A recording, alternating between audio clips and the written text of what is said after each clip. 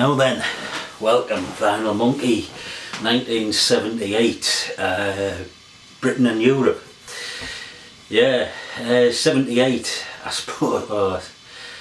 78 for me after the, relative euphoria of 77, where I suppose I fell victim to my naive optimism, which I'm often prone to do, and thought that something was going to change, and that punk rock attitude and music was part of that, and things were going to be different. We'd just given a big fuck off to the monarchy and the establishment in their jubilee, and I thought, yeah, this is it. I'm part of some things are going to change. For me, punk was never just about the music. I thought it was something bigger than that. But 1978, yeah, that proved I was wrong again, and punk died for me in 78. It was the dog days of a sort of lib-lab pact, and Jim Callaghan with a weakened minority government going nowhere really. Thatcher had been elected leader of the Tories, and she was already, by the beginning of 78, she was stoking up racism, talking about people being, our country being swamped by people of different cultures and colours, and and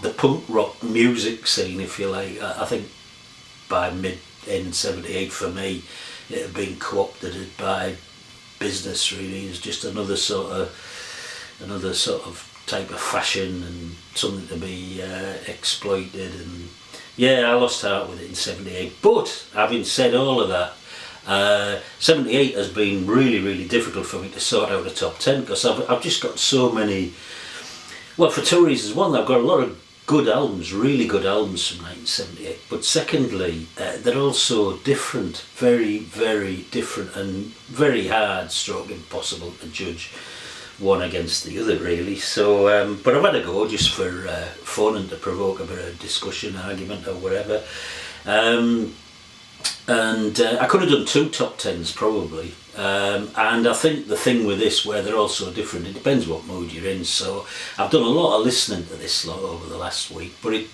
this sort of reflects, I suppose, where I'm at mood wise or feelings were, whatever, in the last week or so. So anyway, I'm going to get on with it, and I'll just quickly run through some of the ones that didn't make it but good on. Who Are You? The Who's last album with Keith Mooney, died 3 weeks after this came out.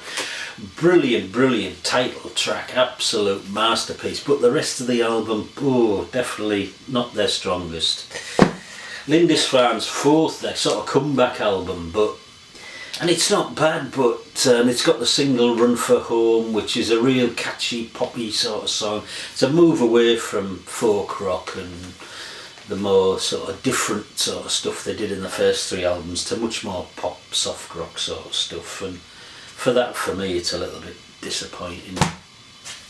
Jethro Tull, Heavy Horses, good album. For me, this is my favourite of their sort of late 70s folk trilogy, but it didn't make the top 10. Robert Palmer, what a soul singer, what a white soul singer he is, and this is Double Fun, and the opening track, goodness me, let me get it right, Every Kind of People, absolutely stupendous, what a track, and the second track brilliant as well. But after that it maybe fades away a little bit, and didn't make the top 10, but good album nonetheless. Then a couple of real top quality pop albums, really soft pop rock albums.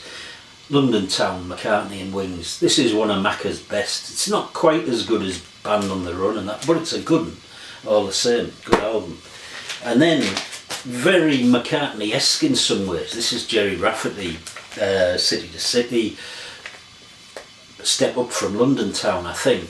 Brilliant sort of soft rock, folk rock album, includes the marvellous Baker Street, real good album, didn't make me top 10. And then these two I was absolutely certain, I was thinking they'll be in the top 5. The Stranglers, Black and White, maybe my favourite Stranglers album. They've moved on a bit musically, and some good songs, as long as you accept or decide that their lyrics are tongue-in-cheek rather than really, really nasty. But black and white, yeah, with a nice and sleazy. But perhaps the best thing about this was the free single that came with it, Dionne Warwick's Walk On By. Brilliant, brilliant version. But yeah, just outside, maybe number 11.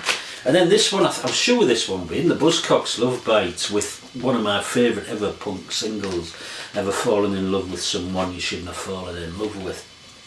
Brilliant, brilliant stuff. Great side one to this, but it's sort of a bit samey, and I don't know, that many interesting other albums, that this, again, just outside my top 10. So, what did make me top 10? Well, at number 10, this is Kate Bush, Lionheart. Marvellous picture of Kate Bush on the back there, hope you can see that. Good cover with all the lyrics inside. This is Kate Bush's second album in 1978, followed on from The Kick Inside, which I haven't got. I've got it on CD but not on vinyl.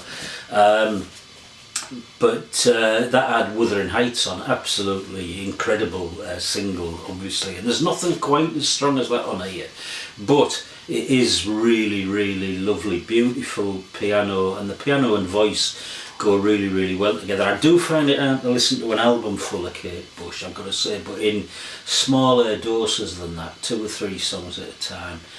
Lovely, lovely stuff, great songs. Wow, I think was a single on this one. Yeah, good stuff. Kate Bush, Lionheart, my number 10. My number 9, this is Jean-Michel Jarre. This is Equinox.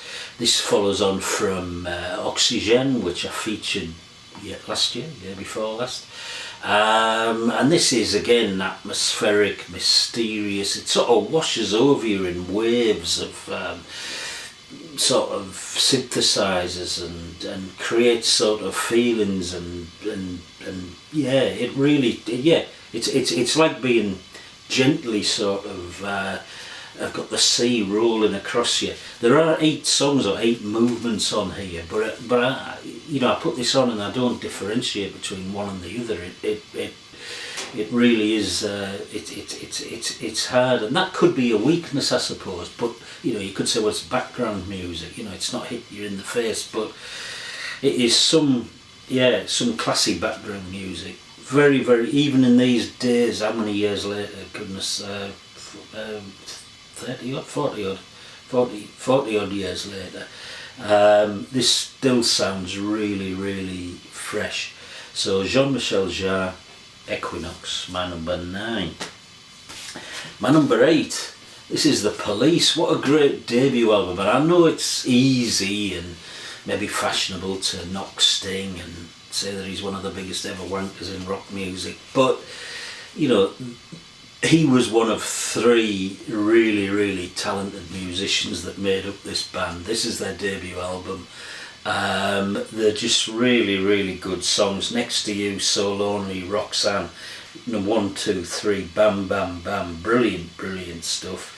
Maybe fizzles out a little bit right at the end of side 2, but you know, this is it's a unique sound. It's punky, reggae. Yeah, just very, very different at the time. A great debut album. My number 8, The Police, Outlandos d'Amour. Yeah, I thought I knew what that stood for and I've just forgot. Anyway, never mind. My number 7, this is the Birmingham British reggae band Steel Pulse. This is Handsworth Revolution, Handsworth being the part of Birmingham where they came from. The context of this, yeah, I'd mentioned the context, the political context. Thatcher, you know, was in the rise of the National Front. As a response, the sort of birth of Rock Against Racism, where a lot of the punk bands led by The Clash, Elvis Costello, Stiff Little Fingers and others, including Steel Pulse, were performing gigs and attending rallies and stuff, mainly in London but across the country. And this album, this band wear their politics on their sleeve. It's powerful, it's in your face, it's same time really, really beautifully performed and sung. I suppose the song Ku Klux Klan maybe sums up the album, and the title track Handsworth Revolution is also brilliant. But it's a great album. My number 7, Steel Pulse, Handsworth Revolution. My number 6, well, what a band these were. I mean, one of the things about me is I love local bands and bands that play locally just as much as bands I've ever seen in stadiums and, you know, the biggest ever names in music. And Dead Fingers Talk were a great band. They only ever produced one album as far as I'm aware. They were led by the strange, entrancing, enigmatic, charismatic Bobo Phoenix. And I suppose you'd categorise this as sort of art rock with a punk attitude, but for me, their songs are, you know, they're all positive, they're all hopeful. It's yeah, a great album. The album's called Storm the Reality Studios. And as I say, it was their first album. I think they were due, Pi Records it's on, and they were due to make a second album, and but they drifted apart. It just sort of sounds like a typical rock and roll story as far as I can tell. The singer Bobo Phoenix was getting more embroiled in left-wing socialist politics. That was taking him away from the sort of lifestyle. The manager was driving them around in a Jag, and you know, some of the band were hoping they were going to make it money-wise and everything else. But and they also had gigs lined up in America, but their visas didn't come through in time, and one thing, anyway, they broke up, and I don't know what happened to the individuals in the band. But this is a great album, produced by Mick Ronson, the fellow Hull resident of Hull. Lovely stuff. Storm the Reality Studios, and I've seen these live in local pubs and clubs many times. Got me head kicked in for these, but that's another story for another time. Dead Fingers Talk, my number 6. My number 5, and I'll make no apologies about this one. A lot of people maybe wouldn't have this one in. I don't know, critics and even some Van Morrison fans sort of have this one marked down a little bit. This is Wavelength. Terrible cover photo. Really, yeah, it's a poor cover, and but it's hard for me to be objective, because I don't know, I just loved this album at the time, and I've loved it ever since, and I can't be I don't know, I can't be negative or cynical about something which I find so warm, so joyful, so relaxed, so uplifting. Lovely stuff. The song's Natalia, the title track Wavelength, absolutely gorgeous. The opener Kingdom Hall, yeah, lovely stuff. Great band. Van Morrison, my number 5, Wavelength. My number 4, The Man Machine, Kraftwerk. So the second electronic album in my top 10, which is surprising really. I left a couple of great punk albums out of it, and I've put a couple of electronic albums in it, which, I don't know, if I'd done this 20 years ago, 30 years ago, I probably wouldn't have done. So it says something about my sort of musical tastes developing or changing or whatever, I think, as much as anything else. But this one, compared to Jean-Michel Jarre, this one is much more muscular, dare I say much more German, is that xenophobic? It's hypnotic, robotic, mechanical. It's certainly colder than Jean-Michel Jarre. I said Jean-Michel Jarre was like it was like a Mediterranean sort of sea gently washing over you. This one is very different for that, but for me it's a stronger album. I've got it as my number 4. It's a big influence on what was to come, for good or bad. The likes of Gary Newman and a lot of the sort of electro new wave stuff in the early 80s. But this is Kraftwerk, The Man Machine, my number 4. My number 3, the Rolling Stones. The Rolling Stones go disco. Well, yeah, not totally disco, but certainly there's a disco feel in 2, maybe 3 of the tracks on this great album. This is Some Girls. Great cover. This is raw, it's tough, it's decadent, a bit like Exile on Main Street was, but for me I enjoy this album more than that one. The band sound great, Jagger's singing, Keith's riffs and his hooks just all the way through it, just absolutely brilliant. They do a great cover of the Temptations, Just My Imagination. The rest of the songs are theirs. Miss You, the sort of disco-y single. The Faraway Eyes, the sort of country inflected song. Beast of Burden, brilliant stuff. I love it, yeah. The Stones, Rolling Stones, Some Girls, my number 3. My number 2, this is Elvis Costello and The Attractions. This is his first album with that band, The Attractions. And what a great band they are. From the first track, which is No Action onwards, this is just an almost perfect album. This is just one after the other, top class, angry lyrics, the misanthropic, the sarcastic, they're biting. It is a real classic.